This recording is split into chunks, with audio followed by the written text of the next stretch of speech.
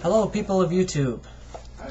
I'm here today to do hopefully what is the first of many YouTube video reviews for video games. And I'm not gonna lie, it's mostly DS titles because that's my console of choice and I play it the most. So let's get started. So the game I'm going to review today is Star Wars The Force Unleashed for the Nintendo DS.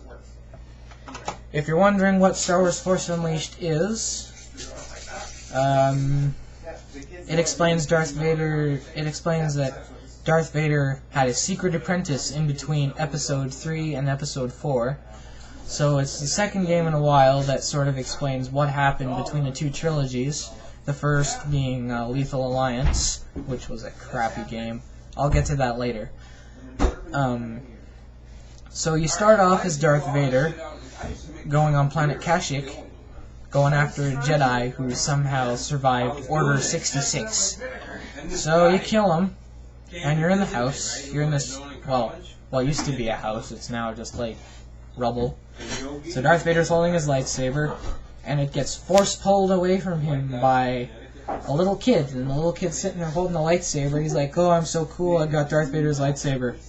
So Darth Vader sees potential in the boy, and he trains him to become a Sith. And so he has a secret apprentice, and you can tell Darth Vader wants to keep him a secret apprentice. He wants to keep this guy so secret that he tells him to kill anybody that sees him, whether it be rebel troops or stormtroopers. So he really does want to keep this guy secret. And basically he sends him to go after other Jedis. The first one being General Kota. That's not much of a spoiler because it's like the first W, Starkiller, and yeah, that's his name, Starkiller. The apprentice's name is Starkiller. And if you're a Star Wars nerd, like me, you'll get that reference that Starkiller was originally Luke Skywalker's last name, so it has a bit of a connection. It isn't just like some random crap. So let's talk about the gameplay. Overall, the gameplay is very good. The layout is it's well laid out. It didn't feel rushed. It didn't feel sloppily put together. Just to change it up so it's not one of those hit Y over and over again. It isn't one of those games. All of the action is controlled on the touchscreen.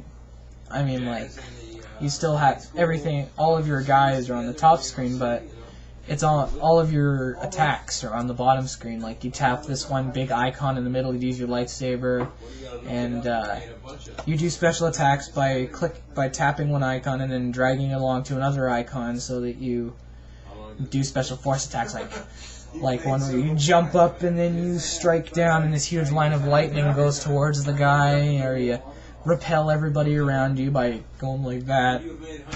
Yeah, I'm not good at doing gestures. But it's a system that works. It's not tacked on, it actually works. For the most part, there are a couple of instances where you'll try and do a special attack and it doesn't always register. It could just because I have a screen protector or something like that. But yeah. So graphics-wise, it's what you'd expect out of a DS. It's not a 2D beat-em-up. It's actually 3D, fully 3D.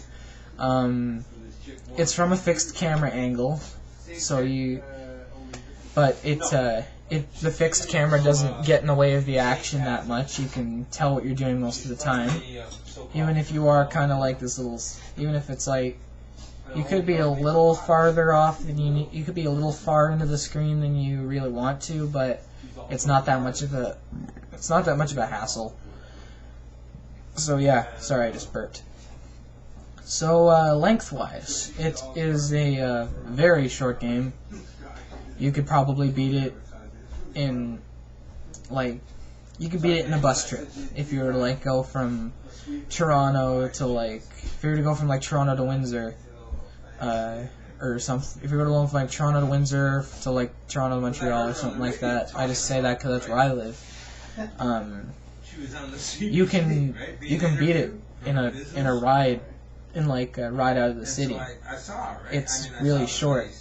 But in the short time that it does last, it's a very solid action game, and it knows where its strengths are. It doesn't try to exceed the limits of the system, and it doesn't try to be anything that it's not. And it does explain a lot of things that happened between the two trilogies, like how the Rebel Alliance was formed and stuff like that.